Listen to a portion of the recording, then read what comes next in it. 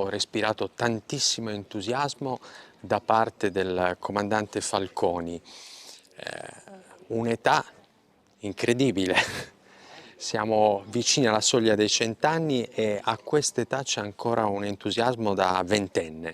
Il comandante della Capitaneria di Porto Filippo Marini, anche in veste di direttore marittimo del Veneto, ha portato i suoi auguri di buon compleanno al mitico Ferruccio Falconi con 40.000 pilotaggi di nave reattiva che domenica festeggerà brillantemente i suoi 97 anni. L'occasione è stata una gradita visita al Museo del Mare, creato proprio da Falconi al Lido di Venezia, con l'obiettivo di tramandare la cultura marinara ai giovani.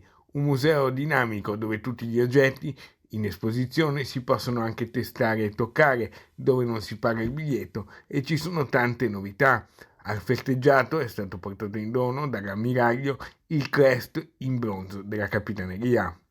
La situazione della marineria a Venezia, crociere, eccetera, come siamo per questo 2024? Cosa ci aspetta? Ma c'è una grande progettualità da parte dell'autorità di sistema portuale. Il Presidente è un po' un vulcano da questo punto di vista come idee, condividiamo tanti progetti, ma sempre per il bene del porto. Ferruccio Falconi dal canto suo non vuole proprio andare in pensione e lancia tante idee, progetti e sogni per il futuro da realizzare.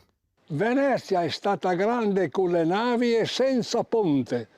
Il degrado di Venezia è iniziato col ponte e quello che è bello per me è stimolare i giovani alla navigazione.